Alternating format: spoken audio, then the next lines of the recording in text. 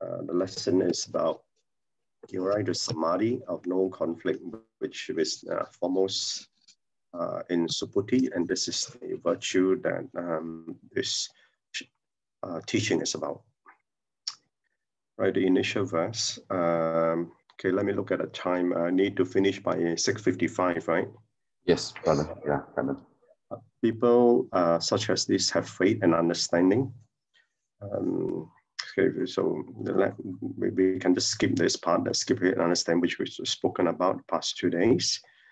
And because they have the faith, they have no doubt, so come to this part, because they can understand the principles are clear to them, which is linked to that. Was no timelines about clarity.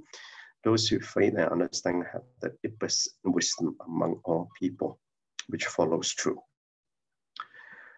Only people with deep faith understand will the Dharma be able to take effect in our minds. Then we must be firm in our resolve and learn to develop a state of mind like the Buddha, if and only if we can form the same aspiration as him. And obviously this aspiration will have to be upheld over innumerable lifetimes. And that is also the reason why many months back that I said our practice has to go into the mind continuum. Okay, and this is what it is. And so sometimes we have equal mix of faith and doubt. So we have faith in the Buddha, but we doubt ourselves. So the doubt can be ourselves, and doubt in the teaching, and the doubt our capabilities. And that is all, this is of our own self-hindrances. And we think of we have filled with negative thoughts, and why is it about me, why, and so on and so forth. And I'm not able to do that. Why somebody else can speak so much better than I do, and therefore my mind is blank, afflicted, so on and so forth. All these are all self-doubts which we bring into ourselves. But it's also the doubt of the teaching. That's the other part of it. But if I were to, for me, I think the doubt on the teaching, there are two parts to that. There's doubt of arrogance, and that is just brush aside. And then there's doubt that I do not understand. Therefore, I seek clarity. I'm not sure whether it's true. Then I seek clarity. And that's, to me, I think there's a healthy doubt for us to have. I mean, you cannot take on everything that is indeed the truth, because the Dharma has been passed down for so many periods of time to so many different generations. If I'm sure you're also familiar with the exercise that you do something, you tell something on a story, by the time you pass to the 10th person, the story have changed. And that's the reason why, and the Buddha knew that, and all the great religious leaders know that. And that's why I've mentioned before, none of them has been written down. So we need to seek the truth ourselves. And the Buddha explained, the Buddha nature is within ourselves. So we're going to go inside to find the Buddha nature, so that you then clear your doubt, so that you then have clarity of what is being taught. So we must bring our actions in accord with our faith. So we've got to practice with that faith. And the faith is the one that we have to overcome, that our self-doubt. Without faith and understanding, we cannot experience and accept the Dharma.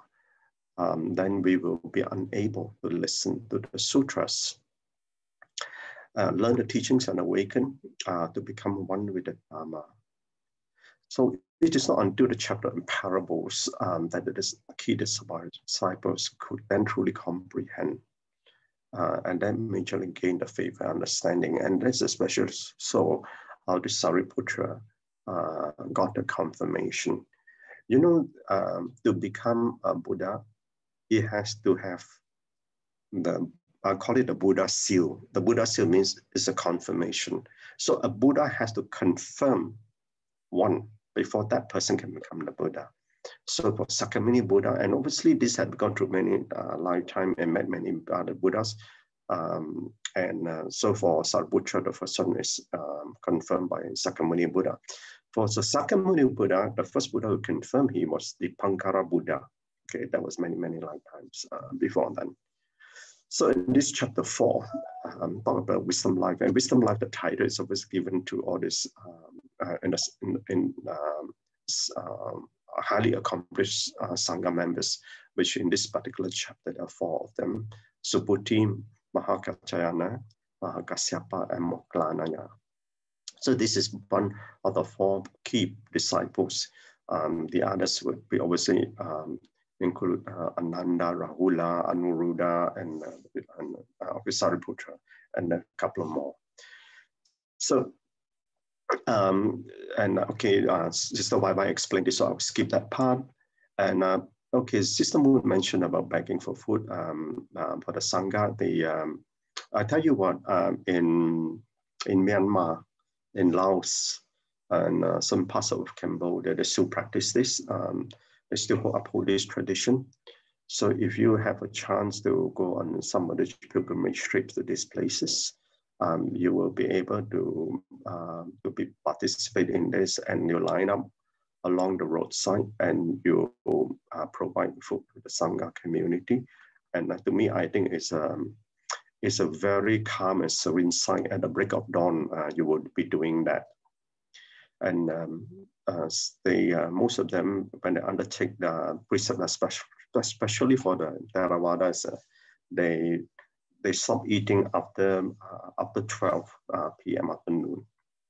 So requesting the Dharma sustains a wisdom. This part I mentioned, condition of transformation.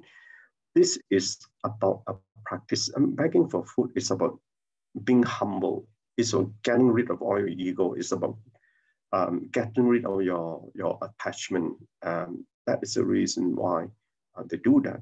But for us, for lay practitioners, the only thing we do is that we won't bow our head down so our head can touch the floor. But I can tell you, some of us have even difficulty doing that, let alone go around to beg for food. So I have a Dharma brother who took on a novice monkship in Myanmar, and he went through that state. And obviously, he came back, he shared with me a lot of the things that he did. And obviously, through the period, and after he came out from the novice monkship, and he sent me all the photos of what he'd been through.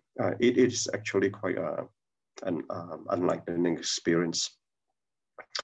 So all monastics could be addressed as wisdom life. So the lessons learned in the Diamond Sutra and the Pachaparamita Sutra. Pachaparamita Sutra is part of Diamond Sutra, okay, and it's about emptiness. And Subhuti was designated a recipient of those teachings. He was born out of emptiness, right? Because when he was born, the treasures in the whole house were all empty, and that he has been through many lifetimes, and the Buddha knew. So that's why when the Dhamma Sutra was taught, Subhuti was the designated recipient. And because of that, he realized that samadhi are no conflicts. Because when you're in emptiness, obviously you got no conflict with any matter, any person, or any other objects. So there's a reason why that's what his foremost attainment is for Subhuti. So as we learn the Buddha's way, we can see it was not easy, even for people who have been in the Buddha's side for decades, even for leaders of the Sangha to easily develop faith and understanding. And this is the point about this 4 key disciples, that only then, after 42 years of teaching, that they start opening up about this faith and understanding. So to say nothing of us who live in this era and this particular period of time, I don't have time to share with you about some of my experiences. So let me quickly go to this part first. Inner peace emerges from the inner development of your infant countess, be able to inner see your spiritual development. Realize the inner peace cannot be shaken by what is outside. As a householder in practice, you live the worldly life, engaging in spiritual practice. I'm sorry, I got to rush you because of the time. You live with both worldly and spiritual values. To find a balance is to develop the inner peace within you. There is no conflict in worldly and spiritual values, but most of us will find that as a conflict. But it's the conflict that the lessons are learned. One cannot realize the pleasure of this life in practice unless one has found the inner peace within. So you can just read about and contemplate on that. So on relationship, when the relationships are demanding, you learn to give. When they are conflicting and trying, you grow in patience and perseverance. When you know what turmoil and conflicts are your best teacher. When the relationships are ideal, you experience the joy, love, and peace. When relationships are well understood, you are always harmonious. There are no bad relationships. So therefore, only the deserving ones always be harmonious. Okay. So let me skip this part. Okay. All right. Thank you. Yeah, can so much, Brother Chin.